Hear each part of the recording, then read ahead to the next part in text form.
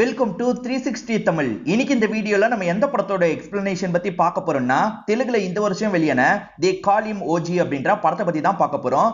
இது ஒரு பக்காவான ஆக்ஷன் த்ரில்லர் படம்னு சொல்லலாம். ஸ்டார்டிங்ல இருந்து எண்டிங் வரைக்கும் ஃபைட் தான். பவன் கல்யாண், பிரியங்கா மோகன் இவங்க ரெண்டு பேருமே தான் இணைஞ்சு நடிச்சிருப்பாங்க. ரெண்டு பேரோட ஆக்டிங்கும் நல்லா இருக்கும். என்ன, பிரியங்கா மோகன் கொஞ்சோண்டு சீன் தான் வருவாங்க. இந்த படம் நெட்ஃபிளிக்ஸ்ல தமிழ்லயே அவைலபிளா இருக்கு. பார்க்கணும்னு நினைக்கிறவங்க ஃபுல் படத்தை பாருங்க.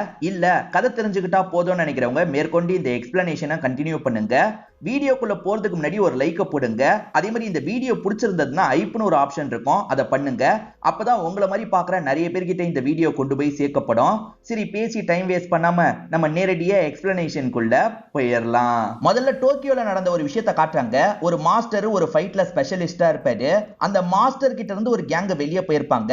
அந்த மாஸ்டரையே காலி பண்ணும் அப்படின்ற மாதிரிலாம் யோசிக்கிறாங்க.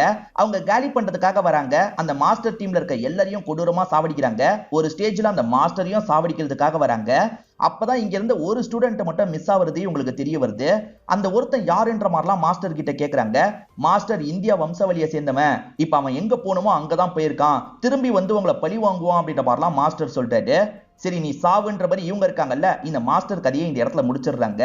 தப்பிச்சு போனதா ஒருத்தர் இருக்கார்ல, அவர் பேரு ஓஜாஸ் கம்பீரா அப்படின்றது. அதுதான் நம்ம ஹீரோவா இருக்கும். இப்ப ஹீரோ ஒரு ஷிப்ல போலான்ற மாதிரி முடிவு பண்ணிட்டாரு.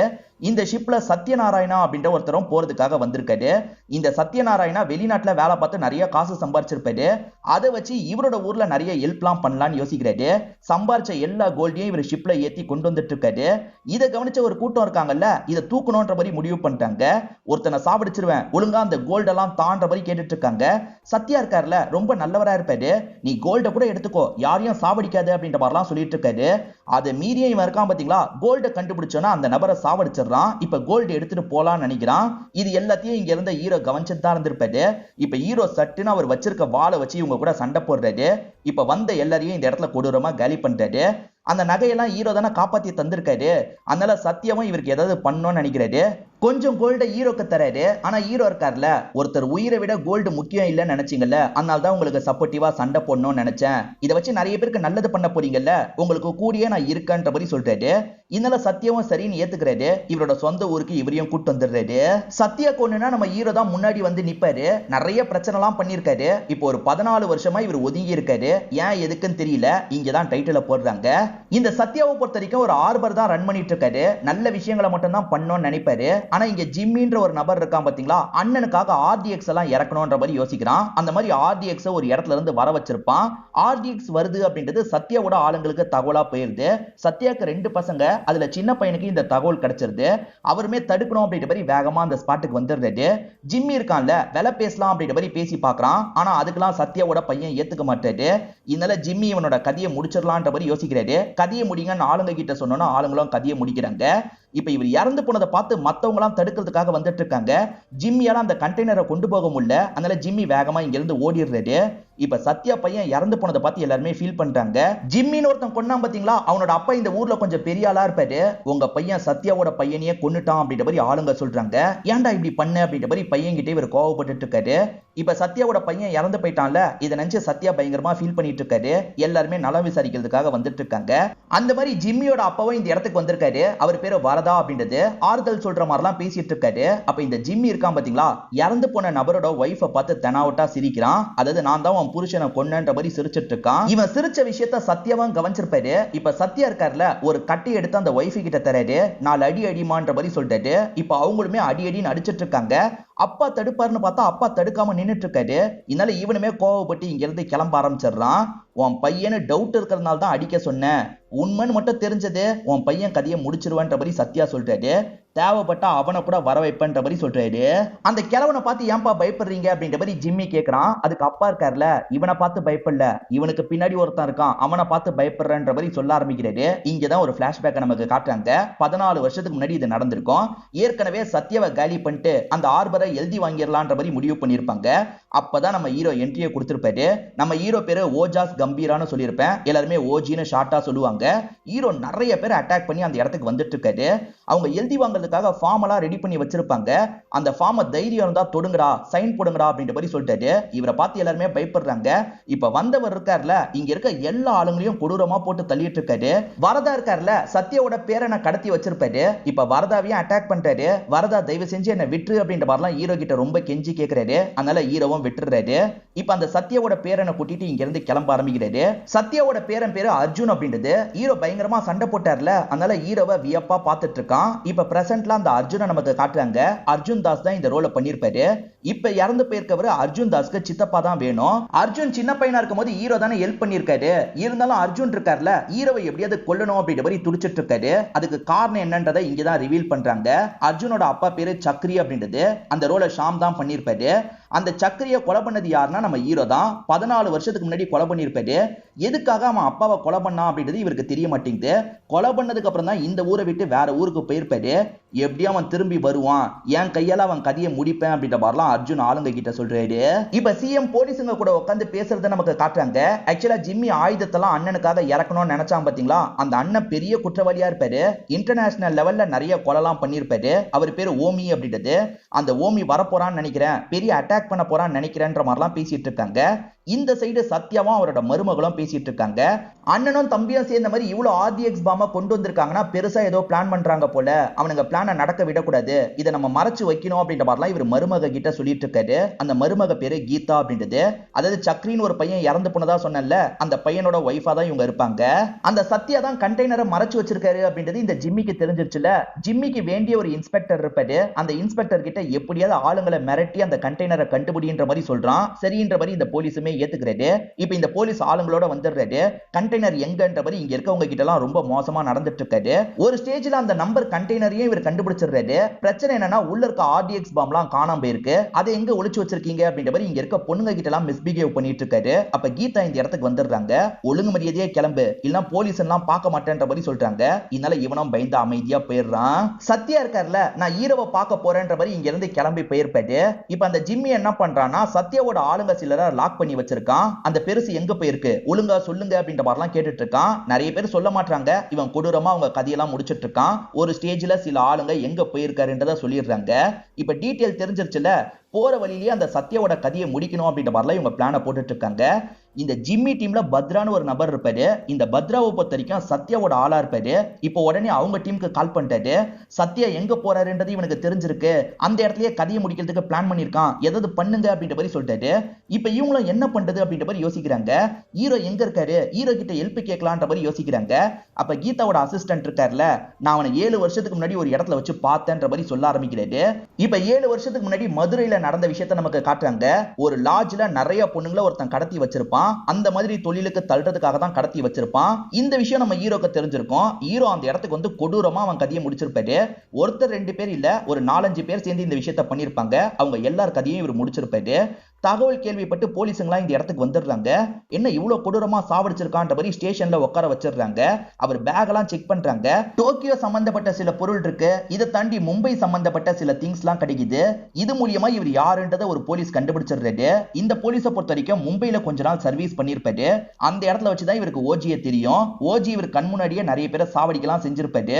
இவன் ரொம்ப வயலண்டானவன், எப்படியா செத்தவனுங்க நல்லவங்க கிடையாதுல்ல, நம்மளே பாத்துக்கலாம், அவனை அனுப்பி விடுங்கன்ற மாதிரி அந்த போலீஸ் சொல்றாரு. அது மூலியமா ஹீரோவை இங்கிருந்து போக சொல்லிடுறாங்க. ஹீரோவை பொறுத்த வரைக்கும் கண்மணின்னு ஒருத்தங்களை நேசிக்கிறாரு. அவங்களுக்காக தான் இந்த சண்டையெல்லாம் ஒதுக்கி வச்சிருப்பாரு. இதை பத்திலாம் இந்த அசிஸ்டன்ட் சொல்லிட்டு இருக்காரு. அப்பதான் இந்த கீதாக்கு ஒரு விஷயம் ஸ்ட்ரைக் ஆகுது. என் மாமனார் அடிக்கடி ஒரு லெட்டர் படிப்பாரு, அதுல கண்மணின்ற வார்த்தையை பார்த்திருக்கன்ற மாதிரி இவங்க எடுத்து அந்த லெட்டரை படிக்க ஆரம்பிக்கிறாங்க. ஹீரோவை ஒருத்தங்க நேசிச்சிட்டு இருக்காங்கல்ல, அவங்க அடிக்கடி இவருக்கு லெட்டர்லாம் போடுவாங்க போல. அந்த லெட்டர் ஒவ்வொன்னா படிக்கும் போது நமக்கு பிளாஷ்பேக்கை காட்டுறாங்க. கண்மணியை பொறுத்த வரைக்கும் டாக்டரா இருப்பாங்க. அவங்களுக்கு சொந்தம்னு சொல்லிக்க யாருமே இல்ல. ஹீரோக்கும் அப்படிதானே, 2 பேருமே லவ் பண்ண ஆரம்பிச்சிருப்பாங்க. ஒரு ஸ்டேஜ்ல இவங்க 2 பேருமே கல்யாணமும் பண்ணிக்கிறாங்க. நம்ம ஹீரோக்கு ஜப்பான்ல போடுவாங்கல்ல, அந்த சண்டைலாம் நல்லா தெரியும். இவர் ஒரு கோச்சிங் சென்டர் மாதிரி தான் ரன் பண்ணிட்டு இருக்காரு. அப்போ ஒருத்தன் இந்த இடத்துக்கு பிரச்சனை பண்ற மாதிரி வரான். நம்ம 2 பேர் மோதி பாத்துக்கலாம்ன்ற மாதிரி சொல்றான். ஹீரோவும் சரின்ற மாதிரி இவன் கூட சண்டைலாம் போட்டுட்டு இருக்காரு. அண்ணன் திரும்பி சண்டை போடுறாரு வேணான்ற மாதிரி கண்மணி கிட்ட சொல்றாங்க. இவங்களும் தடுக்கிறதுக்காக வேகமா இந்த இடத்துக்கு வந்துட்டு இருக்காங்க. சண்டைலாம் வேணான்ற மாதிரி ஹஸ்பண்ட் கிட்ட சொல்றாங்க. இவரும் சண்டையை நிறுத்திடலாம் நினைக்கிறாரு. ஆனா அந்த நபர் இருக்காங்க, இந்த சண்டையில நீ தோத்துட்டனா உன்னோட ஒய்ஃப் எனக்கு தான்ற மாதிரி அசிங்கமா பேசுறான். இதை கேட்கிற இவருக்கு பயங்கரமா கோவம் வந்துருது. அவனை அடிச்சு இந்த இடத்துல கவுத்திடுறாரு. என்னதான் இருந்தாலும் ஹஸ்பண்ட் இவ்வளவு வைலண்டா நடந்துக்கிறது ஒய்ஃபுக்கு பிடிக்க மாட்டேங்குது. ஒய்ஃப் கோச்சுக்கிட்ட மாதிரி இங்க இருந்து போறாங்க. இவர் சமாதானப்படுத்துறதுக்காக பின்னாடியே வந்துட்டு இருக்காரு. சாரி, இதுக்கப்புறம் சண்டைலாம் போட மாட்டேன்ற மாதிரி சொல்லிட்டு இருக்காரு. இப்போ ஒய்ஃபுமே ஒரு ஹாப்பியான விஷயத்த சொல்றாங்க. இவங்க பிரெக்னெண்டா இருக்கிறதா சொல்றாங்க. கேட்கிற இவருமே ரொம்ப சந்தோஷப்படுறாரு. இவங்க ரெண்டு பேருமே சந்தோஷமா இருக்கிறத ஒரு சாங் மாதிரி நமக்கு காட்டுறாங்க. இவங்களுக்கு பெண் குழந்தை தான் பிறக்குது. அந்த குழந்தைய நல்லபடியா வளர்க்கலாம் ஆரம்பிச்சிட்டு இருக்காங்க. ஹீரோ பாஸ்ட்ல எவ்வளவு வைலண்டானவர் அப்படின்றதெல்லாம் முழுசா இவங்களுக்கு தெரியாது. ஹீரோக்கு அப்பா மாதிரி ஒருத்தர் இருக்காருன்றது மட்டும் இவங்களுக்கு தெரியும். அந்த அப்பாக்கு தான் இவங்க லெட்டர் மாதிரி எழுதிட்டு இருப்பாங்க. அதுதான் சத்யாவா இருக்கும். இப்ப கதை பிரசன்ட்டுக்கு வந்துருது. ஜிம்மிக்கு ஒரு அண்ணன் இருக்கிறதா சொன்ன பாத்தீங்களா, அவர் பேரு ஓமியா இருக்கும். ஓமியே டேவிட்னு ஒருத்தருக்கு கீழே தான் வேலை பார்த்துட்டு இருக்காரு. இப்ப டேவிட் ஆளுங்க ஓமி கிட்ட பேசுறதுக்காக வராங்க. RDX இந்நேரத்துக்கு வந்திருக்கணும், ஏன் வரலன்ற மாதிரிலாம் கேக்குறாங்க. இவருமே அந்த RDX எவ்வளவு பவர்ஃபுல்லா இருக்கும்ன்றதை இந்த அசிஸ்டன்ட்டுக்கு புரிய வைக்கிறாரு. நான் சொன்ன டேட்டுக்குள்ள RDX வரும், இப்ப நீ கிளம்பலாம் அப்படின்ற மாதிரி அவர் அனுப்பி வைக்கிறாரு. இப்ப பிரசன்ட்ல கண்மணி இருக்காங்கல்ல, குழந்தைக்கு சாப்பாடு ஊட்டுறதுக்காக வந்துட்டு இருக்காங்க. குழந்தை தெரியாதனமா ஒரு பெரியவர் மேல இடிச்சிடுறா. அது யாருன்னு பாத்தீங்கன்னா சத்யாவா தான் இருக்கும். சத்யாவை பாக்குற இவங்களுமே ஆச்சரியப்படுறாங்க. நீங்க எப்படி வந்தீங்க, நீங்க வந்ததுல ரொம்ப சந்தோஷம்ன்ற மாதிரிலாம் சொல்றாங்க. இருங்க அவருக்கு கால் பண்றேன் அப்படின்ற மாதிரி ஹீரோக்கு கால் பண்றாங்க. ஹீரோ கிட்ட ரொம்ப சந்தோஷமா பேசுறாங்க. என்னாச்சு திடீர்னு இவ்வளவு சந்தோஷமா பேசுறேன்னு கேக்குறாரு. நீங்க உடனே கிளம்பி இந்த இடத்துக்கு வாங்கன்ற மாதிரி சொல்றாங்க. இந்த சத்யா எங்க இருக்காருன்றது இந்த ஜிம்மிக்கு தெரிஞ்சிருச்சுல. இப்ப ஆளுங்களோட இந்த ஹாஸ்பிட்டல் கிட்ட வந்துடுறான். ஹாஸ்பிட்டல்ல வச்சே கதையை முடிக்கணும்ன்ற மாதிரி யோசிக்கிறான். இவனுங்க வரதா அந்த பெரியவருமே கவனிச்சிடுறாரு. இந்த சின்ன பொண்ணை காப்பாத்தணும் அப்படின்ற மாதிரி மறைச்சு வச்சிடுறாரு. இவருக்குமே நல்லா சண்டை போட தெரியும்ல, கன்னை வச்சு இந்த டீம் கூட சண்டை போடுறாரு. ஆனா இந்த டீம்ல நிறைய பேர் இருக்காங்கல்ல, ஒரு ஸ்டேஜ்ல ஜிம்மி கிட்ட மாற்றாரு. அப்பன்னு பார்த்து கண்மணி தான் பின்னாடி இருந்து அந்த ஜிம்மி அடிக்கிறாங்க. இவரை தப்பிக்க வைக்கிறாங்க. இதனால ஜிம்மி பயங்கரமா டென்ஷன் ஆயிடுறான். தப்பிக்க வச்சது இவ தானே, இவ கதையை முடிக்கணும்ன்ற மாதிரி கன்னை வச்சு ஷூட் பண்றான். இவங்களுக்கு என்ன ஆச்சுன்னு தெளிவா காட்டாம நமக்கு இந்த சீனை கட் பண்ணிடுறாங்க. இப்ப அண்ணன் ஓமி இருக்காரு பாத்தீங்களா, இந்த ஆர்பருக்கு வந்துடுறாரு. அந்த கண்டெய்னர் எங்கன்ற மாதிரி இங்க இருக்க எல்லாரையும் டார்ச்சர் பண்ணிட்டு இருக்காரு. கீதாக்கு இந்த தகவல் தெரிஞ்சு இந்த இடத்துக்கு வராங்க. இவர் கீதாவையும் லாக் பண்ணி வச்சிடுறாரு. அங்க என்னோட தம்பி சத்யாவை சாவடிக்க போறான், இங்க நான் உங்க எல்லாரையும் சாவடிக்க போறேன் அப்படின்ற மாதிரிலாம் பேசிட்டு இருக்கான். ஒரு சின்ன பொண்ணு இங்க இருந்து ஓட பாக்குறா. சின்ன பொண்ணுன்னு கூட இவன் பார்க்க மாட்டான். ஷூட் பண்ணி கதையை முடிச்சிடுறான். அந்த சைடு அந்த ஜிம்மி இருக்கான் பாத்தீங்களா, அவர் தப்பிச்சு போன காரை இடிச்சிடுறான். இப்ப காருக்குள்ள செக் பண்ணா அவர் தப்பிச்சு போயிருக்காரு. எங்க போய் தொலைஞ்சான் அப்படின்ற மாதிரி இவங்களுமே தேட ஆரம்பிக்கிறாங்க. இது ஒரு வயல் பகுதியா இருக்கும். சத்யாவை வெளியே வர வைக்கிறதுக்காக இவங்க வயல் பகுதியை கொளுத்தி விடுறாங்க. இப்ப அப்படியே கட் பண்ணி இந்த சைடு காட்டுறாங்க. வரதா இருக்கார்ல, கீதா ஒழுங்கா அந்த கண்டெய்னரை எங்க வச்சிருக்கன்னு சொல்லு, இல்லனா நீயும் சாக வேண்டியதா இருக்கும்ன்ற மாதிரி சொல்லிட்டாரு. எனக்கு சாவை பார்த்து பயம் கிடையாது, என் அப்பாக்கு ஒண்ணுனா கண்டிப்பா அவன் வருவான், அவன் தடுப்பான்ற மாதிரிலாம் சொல்லிட்டு இருக்காங்க. இப்பதான் நம்ம ஹீரோவை காட்டுறாங்க. ஹீரோ ஹாஸ்பிட்டலுக்கு வரும்போது கலவரம் மாதிரி நடந்திருக்கிறது தெரிய வருது. அங்க ஒய்ஃப் சாவர தருவாயில இருக்காங்க. அவர் ஆபத்துல இருக்காரு, போய் காப்பாத்துங்க காப்பாத்துங்கன்னு சொல்றாங்க. ஒரு ஸ்டேஜ்ல இவங்க இறந்து போயிடுறாங்க. இவங்க வயல்லாம் எரிச்சாங்கல்ல, அதுல சத்யா மாட்டிக்கிறாரு. சத்யாவோட கதையை முடிக்கலாம்னு நினைக்கும் போது கரெக்டா ஹீரோ என்ட்ரியை கொடுத்துடுறாரு. இவங்க நிறைய பேர் இருக்கிறதுனால காலி பண்ணிடலான்ற மாதிரி சண்டை போடுறாங்க. ஆனா ஹீரோ எல்லாரையும் காலி பண்ணிட்டு இருக்காரு. ஒரு ஸ்டேஜ்ல இந்த ஜிம்மியோட தலை இருக்கு பாத்தீங்களா, அதை துண்டா வெட்டிடுறாரு. இந்த சைடு ஓமிக்கு கால் வருது. தம்பி தான் கதையை முடிச்ச தகவலை சொல்லுவான்னு நினைக்கிறாரு. ஆனா தம்பியோட கதை முடிஞ்சிருச்சுன்னு தெரிஞ்சோன்னா ஷாக் ஆயிடுறாரு. அந்த சைடுல ஹீரோவை நமக்கு காட்டுறாங்க. இங்கதான் படத்தோட இன்ட்ரோல போடுறாங்க. இப்ப ஹீரோ இருக்காருல, ஒய்ஃபுக்கு செய்ய வேண்டிய இறுதி சடங்கு எல்லாத்தையும் செஞ்சுட்டு இருக்காரு. ஒய்ஃப் சாவர தருவையில ஒரு விஷயத்த சொல்லியிருப்பாங்க. அவரை நீங்க ரொம்ப மிஸ் பண்ணீங்கல்ல, இதுக்கப்புறம் அவர் கூடயே போய் இருங்க அப்படின்ற மாதிரி சொல்லியிருப்பாங்க. அதெல்லாம் இவர் யோசிச்சு பாக்குறாரு. இப்ப பொண்ணுக்கு எதுவுமே தெரியாம சிரிச்சிட்டு இருக்கா. அதெல்லாம் பாக்குற இவர் பயங்கரமா ஃபீல் பண்ணிட்டு இருக்காரு. இப்ப ஆளுங்க ஜிம்மியோட பாடியை தூக்கிட்டு வந்துட்டு இருக்காங்க. தலை மட்டும் உருண்டு வந்துட்டு இருக்கு. தலைய முதல்ல தையுங்கன்ற மாதிரி ஓமி சொல்றாரு. இப்ப ஆளுங்களாம் சேர்ந்த மாதிரி தலையை தச்சிட்டு இருக்காங்க. அதுக்கப்புறம் தான் அவருக்கு செய்ய வேண்டிய இறுதி சடங்கு வேலையெல்லாம் செஞ்சுட்டு இருக்காங்க. துக்கம் விசாரிக்கிறதுக்காக எல்லாருமே வருவாங்கல்ல, அந்த மாதிரி சத்யா இந்த இடத்துக்கு வராரு. நடந்த சீனே திரும்பி நடக்கிற மாதிரி இருக்குல்லன்ற மாதிரி இவங்களோட ஆளுங்கெல்லாம் பேசிட்டு இருக்காங்க. சத்யாவோட நிறைய ஆளுங்களா அந்த இன்ஸ்பெக்டர் லாக் பண்ணி டார்ச்சர் பண்ணிட்டு இருக்காரு. இது தெரிஞ்சு ஹீரோவும் மீட் எடுக்கிறதுக்காக இந்த இடத்துக்கு வந்துட்டு இருக்காரு. சரி அவர் வராருன்ற மாதிரி ஆளுங்க சொல்றாங்க. ஆனா இந்த இன்ஸ்பெக்டர் மதிக்கவே மாட்டாரு. நீங்க வேணா அவனுக்கு பில்டப் தரலாம், என்னாலாம் அவனை மதிக்க முடியாது. 14 வருஷத்துக்கு முன்னாடி நிறைய கொலை பண்ணிருக்கான், அதுக்கு நான் பயந்துருவேனா அப்படின்ற மாதிரிலாம் தெனாவட்டா பேசிட்டு இருக்காரு. ஒழுங்கு மரியாதையா இங்க இருந்து கிளம்பி போயிடு, இல்லனா இந்த கன்னை வச்சு ஷூட் பண்ணிடுவேன்ற மாதிரிலாம் அந்த இன்ஸ்பெக்டர் கிண்டல் பண்ணி பேசிட்டு இருக்கான். அப்ப ஹீரோ இருக்காரு, இருக்காருல அவனை புடிங்கன்ற மாதிரி சொல்லிட்டாரு. இப்ப பக்கத்துல இருக்கவங்களே இன்ஸ்பெக்டரை புடிச்சிடுறாங்க. ஏன்னா அவங்களுக்கு ஹீரோவை பார்த்து பயம், அதனால தான் வேகமா இன்ஸ்பெக்டரை புடிச்சிடுறாங்க. அந்த விரலை வெட்டணும் வெட்டுங்கன்ற மாதிரி சொல்லிட்டாரு. ஆளுங்களும் வேகமா வெட்டுறதுக்காகலாம் வந்துட்டு இருக்காங்க. விரலை வெட்டினா மட்டும் போதாது, அவன் கையே வெட்டணும், பெருசா ஏதாவது அறுவல் இருந்தா கொண்டு வாங்க, நானே வெட்டுறேன்ற மாதிரி சொல்லிட்டாரு. ஆளுங்களும் எடுக்கிறதுக்கு போறாங்க. டே என்னடா எடுக்கிறதுக்கு போறீங்க, நிறுத்துங்க நிறுத்துங்கன்ற மாதிரி இன்ஸ்பெக்டர் பயந்துட்டு இருக்காரு. ஆனா ஆளுங்களுக்கு ஓஜி மேல ரொம்ப பயம் இருக்குல்ல, வேகமா தேடி எடுத்துட்டு வந்துடுறாங்க. இப்ப ஓஜி இருக்காருல இவரோட கையை வெட்டலான்ற மாதிரி ஓங்குறாரு. இந்த இன்ஸ்பெக்டருக்கு செம்ம பயம் வந்துருது. அவங்க எல்லாம் இங்கதான் இருக்காங்கன்ற மாதிரி இடத்த சொல்லிடுறாரு. அந்த பயம் இருக்கணும் அப்படின்ற மாதிரி இவருமே மிரட்டிட்டு கிளம்புறாரு. ஓமியோட ஆளுங்க ஒரு 20-30 பேர் சேர்ந்து தான் அவங்களெல்லாம் லாக் பண்ணி வச்சிருக்காங்க. இப்ப ஹீரோ என்ட்ரி கொடுக்கறாருன்னு தெரிஞ்சோன்னா பயப்பட ஆரம்பிக்கிறாங்க. இப்ப ஹீரோவா அவங்க கூட சண்டை போட ஆரம்பிக்கிறாரு. இங்க ஒரு 30 பேர் இருக்கிறதா சொன்ன பாத்தீங்களா, எல்லார் கதையும் இவர் முடிச்சிடுறாரு. அந்த வில்ல நக்கல் பண்ணா பாத்தீங்களா, அந்த மாதிரி ஹீரோவும் இந்த இடத்துல நக்கல்லாம் பண்ணிட்டு இருக்காரு. இப்ப ஓமி தம்பிக்கான இறுதி சடங்கெல்லாம் பண்றதுக்காக சுடுகாட்டுல இருக்காரு. இப்ப ஹீரோவும் பேசுறதுக்காக இந்த இடத்துக்கு வராரு. இந்த ஓமி பெரிய தப்பு பண்ணிட்டு இருக்கான் பாத்தீங்களா, அதெல்லாம் ஸ்டாப் பண்ணிடு, உன் உயிராது தப்பிக்கோன்ற மாதிரி சொல்லிட்டாரு. ஆனா ஓமி கேட்க மாட்டான். நான் கண்டிப்பா பண்ணுவேன், உன்னால முடிஞ்சதை பாத்துக்கோன்ற மாதிரி சொல்றான். இந்த கூட்டத்துல அர்ஜுனுமே நின்னுட்டு இருக்காரு. பேசிட்டு இருக்க ஹீரோவை முறைச்சு பாத்துட்டு இருக்காரு. சின்ன வயசுல நடந்த விஷயம்லாம் இவரோட மைண்டுக்குள்ள ஓடிட்டு இருக்கு. சமயம் கிடைக்கும் போது ஹீரோவோட கதையை முடிக்கணும் அப்படின்ற மாதிரிலாம் வெறித்தனமா காத்துட்டு இருக்காரு. இப்ப ஹீரோவும் சின்ன பொண்ணை விளையாடுறதுக்காக பீச் கிட்ட கூட்டு வந்திருக்காரு. இந்த இடத்துல ஒரு விஷயத்தை யோசிச்சு பாக்குற மாதிரி நமக்கு காட்டுறாங்க. இவரோட ஒய்ஃப் இருக்காங்கல்ல, ஒருவேளை எனக்கு ஏதாவது ஆயிடுச்சுனான்ற மாதிரி சொல்றாங்க. அப்படிலாம் ஆகாதுன்ற மாதிரி சொல்லிட்டாரு. ஒருவேளை ஆயிடுச்சுன்னா நம்ம பொண்ணுக்கு எதுவும் ஆகாம பாத்துக்கோங்க, எனக்கு ப்ராமிஸ் பண்ணுங்க அப்படின்ற மாதிரிலாம் கேக்குறாங்க. ப்ராமிஸ் பண்றேன் அப்படின்ற மாதிரி இவர் சொல்லியிருப்பாரு. நம்ம ஒய்ஃப் தான் இறந்து போயிட்டா, பொண்ணை நல்லபடியா பாத்துக்கணும் அப்படின்ற மாதிரிலாம் யோசிக்கிறாரு. இப்போதைக்கு சத்யாக்கு தானே அந்த கண்டெய்னர் எங்க இருக்குன்னு தெரியும். சிஎம்ஓ இடத்த சொல்லுங்க, நான் என்ன பண்ணுமோ பண்றேன்ற மாதிரி சொல்லிட்டாரு. ஆனா இவங்க ஏத்துக்க மாட்டாங்க. ஏன்னா அவனை பொறுத்த வரைக்கும் இந்தியா லெவல் மினிஸ்டருங்க கூடிய டச்ல இருக்கான், அவனை உங்களால எதுவுமே பண்ண முடியாதுன்ற மாதிரி சொல்லிட்டாங்க. இப்ப சிஎம் எதிர்த்து கோவமா பேசிட்டு இருக்காரு. அப்ப ஹீரோ என்ட்ரியை கொடுக்குறாரு. நீங்க இன்னைக்கு இந்த இடத்துல இருக்கிறதுக்கு நாங்களும் ஒரு விதத்துல காரணம்ன்றதை மறந்துடாதீங்கன்ற மாதிரி சொல்லிட்டாரு. ஆக்சுவலா இவரை பொறுத்த வரைக்கும் சாதாரண எம்எல்ஏவா இருந்திருப்பாரு. அப்பயே எதிரிங்கெல்லாம் இவரை போட்டு தள்ளுறதுக்கு நினைச்சிருப்பாங்க. இவர் நேர்மையானவரா இருந்ததுனால ஹீரோவும் டீமும் சேர்ந்த மாதிரி தான் இவரை காப்பாத்தி சட்டமன்றத்துக்குலாம் அனுப்பி வச்சிருப்பாங்க. அப்படி பண்ண எங்களுக்கு இந்த விஷயத்தை எப்படி ஹேண்டில் பண்ணோம் தெரியும், நாங்க பாத்துக்கிறோம், நீங்க கிளம்புங்கன்ற மாதிரி சொல்லிட்டாரு. சிஎம்ஓ சரின்ற மாதிரி கிளம்பிடுறாரு. ஓமிக்கு மேல டேவிட்னு ஒருத்தர் இருக்கிறதா சொன்ன பாத்தீங்களா, அவர் இதுக்கப்புறம் அவனை நம்ப முடியாது, பேசி அவன் கதையை முடிங்கன்ற மாதிரி அசிஸ்டன்ட் அனுப்பி வச்சிருக்காரு. இதுக்கப்புறம் டேவிட் உன்னை நம்ப மாட்டேன்னு சொல்லிட்டாரு, உன் கதையை முடிக்கிறதுக்காக தான் வந்திருக்கோன்ற மாதிரி சொல்லிட்டாங்க. அப்ப இந்த ஓமி இருக்கார்ல நேரடியா டேவிட் கிட்ட பேசுறாரு. டேவிட் பிளான் என்னன்னா, இந்தியால பல பகுதியில ஆர்டிஎக்ஸ் வச்சு வெடிக்க வைக்கணும் அப்படின்றது தான் பிளானா இருக்கும். நீங்க கவலையே படாதீங்க, இப்ப என்கிட்ட ஆர்டிஎக்ஸ் இல்லாம இருக்கலாம், ஆனா எப்படியாவது எடுத்து இந்த பிளானை நான் எக்ஸிக்யூட் பண்ணுவேன், உங்க பர்த்டே அன்னைக்கு இந்த பிளான் நடக்கும்ன்ற மாதிரிலாம் சொல்றான். சரி ஓகேன்ற மாதிரி ஒரு ஸ்டேஜ்ல டேவிட்மே ஏத்துக்கிறாரு. இவனுமே எப்படியாவது அதுக்குள்ள ஆர்டிஎக்ஸை கண்டுபிடிக்கணும்ன்ற மாதிரி யோசிக்கிறான். இப்ப ஓமியோட ஆளு கிட்ட ஹீரோ விசாரணை பண்ணிட்டு இருக்காரு. அந்த ஆர்டிஎக்ஸை இறக்கி என்ன பண்ண போறாங்கன்ற மாதிரி கேக்குறாரு. நிறைய இடத்தை வெடிக்க வைக்க போறாங்க, இந்தியால பல பகுதியை வெடிக்க வைக்க போறாங்க அப்படின்ற மாதிரிலாம் இவன் சொல்லிட்டு இருக்கான். எந்தெந்த பகுதியை அவங்க டார்கெட் வச்சிருக்காங்க அப்படின்றது ஹீரோக்கு தெரிஞ்சிருது. அவன் கையில அதை சிக்க விடக்கூடாது, சிக்கினாலும் நம்ம எப்படியாவது இந்த பிளானை தடுக்கணும்ன்ற மாதிரி பேசுறாரு. கீதா ஹீரோ கிட்ட பேசுறது பையனுக்கு சுத்தமா பிடிக்காது. அதனால அம்மா விட்டு விலகி தான் இருப்பான். இப்ப திடீர்னு அம்மாவை பாக்குறதுக்கு வந்திருக்கான். என்ன திடீர்னு பாக்குறதுக்கு வந்திருக்கன்ற மாதிரி அம்மா கேக்குறாங்க. இன்னைக்கு அவனை கொல்றதுக்காக போனன்ற மாதிரி இவர் சொல்லிட்டாரு. இதை கேட்கிற அம்மா பயங்கரமா ஷாக் ஆயிட்டு இருக்காங்க. அவசரப்படாதீங்க, முழுசா கேளுங்கன்ற மாதிரி இவனுமே சொல்ல ஆரம்பிக்கிறான். ஆக்சுவலா இவனுக்கு ஹீரோவை பிடிக்காது இல்ல, ஹீரோவை கொல்லாமா அப்படின்ற மாதிரி பின்னாடி வச்சிருக்க கண்ணை எடுக்கிற மாதிரி போறான். அதுக்குள்ள ஹீரோவோட பொண்ணு வந்துடுறா. அதனால இவனுமே கண்ணை மறைச்சு வச்சிடறான். அந்த பொண்ணு கூட சேர்ந்த மாதிரி விளையாடுறான். நான் கொஞ்ச நேரம் வெளியே தூக்கிட்டு போயிட்டு வரேன் அப்படின்ற மாதிரி தூக்கிட்டு இங்க இருந்து வெளியெல்லாம் வந்துட்டு இருக்கான். நான் அனுபவிச்ச வழியா அவனுக்கு தரணும்னு நினைச்சேன், அதனால தான் வேற ஒரு பிளான் போட்டிருக்கன்ற மாதிரி அர்ஜுன் அம்மா கிட்ட சொல்றான். அது என்னன்னு பாத்தீங்கன்னா, இவன் ஒரு கேங்க செட் பண்ணிருப்பான், அந்த கேங்க கிட்ட பொண்ணை ஒப்படைச்சிருப்பான், அந்த கேங்க தூக்குன மாதிரிலாம் தூக்கிட்டு போயிட்டு இருக்காங்க. ஹீரோவும் இதை பார்த்து துரத்திட்டுலாம் இருக்காரு. கார்ல தான் சேசிங் நடந்துட்டு இருக்கு. ஹீரோ கார்ல வரது தெரிஞ்சு வேற ஒரு ரூட்ல இவன் வண்டி அனுப்பியிருப்பான். அந்த வண்டி ஹீரோவோட காரை அடிச்சு தூக்கிடுது.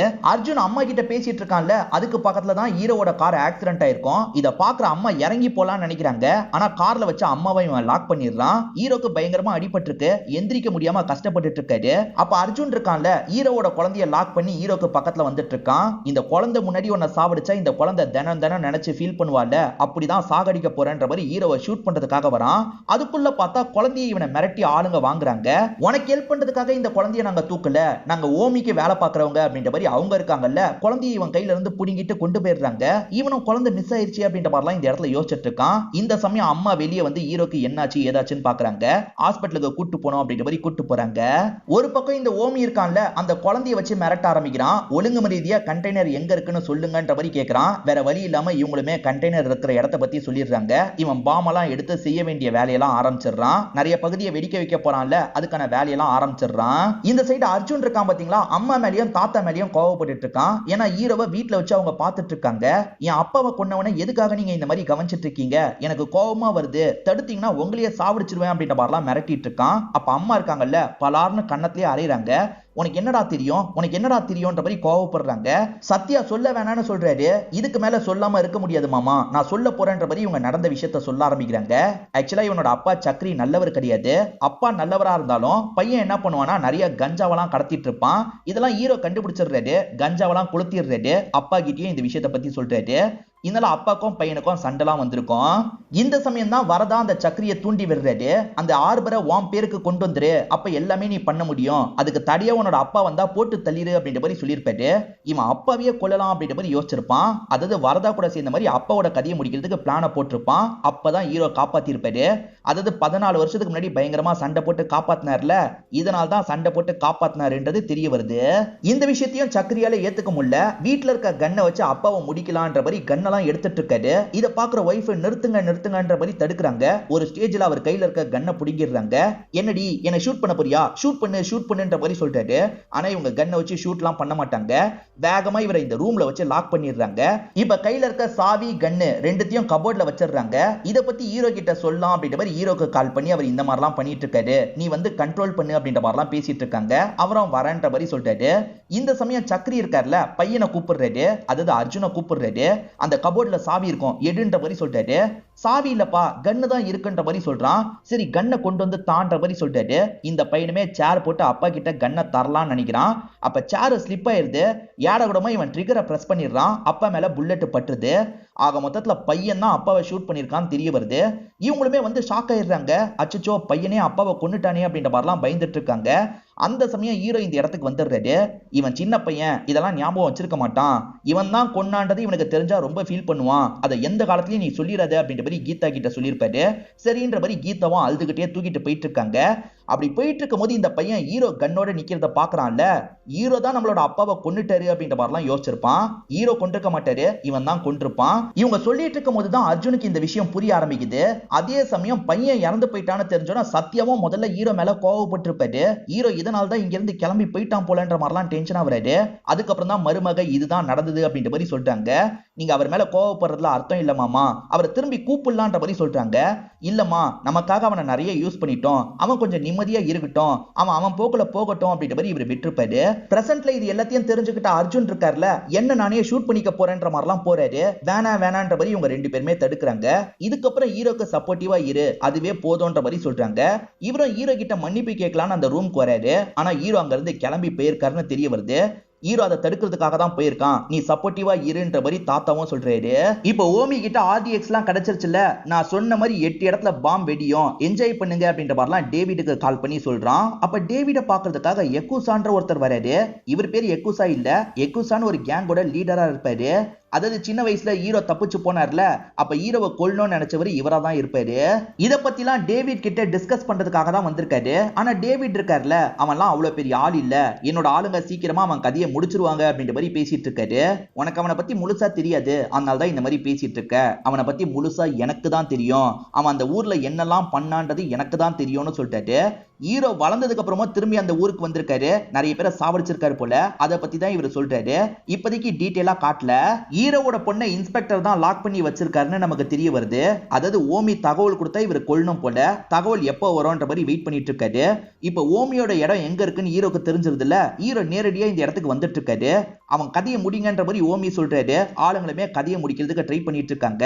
ஆனா ஹீரோ பயங்கரமா எல்லாரையும் ஷூட் பண்ணிக்கிட்டே வந்துட்டு இருக்காரு. இந்த வில்லனையும் நெருங்கி வந்துட்டு இருக்காரு. வில்லனுக்கு செம்மையா பயம் வந்துருது. வில்லன் இருக்கான்ல, உன் பொண்ணு என்னோட கண்ட்ரோல்ல இருக்கா, அதை மறந்துடாத, ஒழுங்கா கண்ணெல்லாம் கீழே போடுன்ற மாதிரி சொல்றான். இதனால வேற வழி இல்லாம இவர் கண்ணெல்லாம் கீழே போட்டுறாரு. அதுக்கப்புறம் வில்லனுமே நேரடியா பேசுறதுக்காக பக்கத்துல வரான். இந்த சைடு வரதா இருக்காரு பாத்தீங்களா, சத்யா கிட்ட தெனாவட்டா பேசிட்டு இருக்காரு. அப்போ உன்கிட்ட இருந்து ஆர்பரை புடுங்கலாம்னு நினைச்சேன், முடியாம போயிருச்சு. இப்ப என்னோட பையனால மும்பையே எனக்கு கிடைக்க போகுது அப்படின்ற மாதிரிலாம் பேசிட்டு இருக்காரு. உன்னோட ஒய்ஃபை என்னோட தம்பி தான் கொன்னதா நீ நினைச்சிட்டு இருக்கல, ஆனா உண்மையில நான் தான் கொன்னன்ற மாதிரி இந்த ஓமியும் ஒரு விஷயத்த சொல்ல ஆரம்பிக்கிறான். அந்த சமயம் இவனும் அங்கதான் இருந்திருப்பான். அந்த ஜிம்மி ஷூட் பண்ண மாதிரி காமிச்சாங்கல்ல, அப்ப குறுக்க வந்து ஒருத்தர் கண்மணியா காப்பாத்திருப்பாரு. அது எல்லாத்தையும் மேல இருந்து இவர் கவனிச்சிருப்பாரு. இங்க இருக்க யாரையும் விடக்கூடாதுன்றதுக்காக எல்லாரையும் ஷூட் பண்ற மாதிரி இவங்களையும் ஷூட் பண்ணிருப்பாரு. அப்போதைக்கு இவங்க ஹீரோவோட ஒய்ஃப்ன்றது தெரியாது. ஆனா கீழே விழுந்த இவங்க இருக்காங்கல்ல, கம்பீரா உன்னை விட மாட்டான் அப்படின்ற மாதிரி சொல்லிட்டாங்க.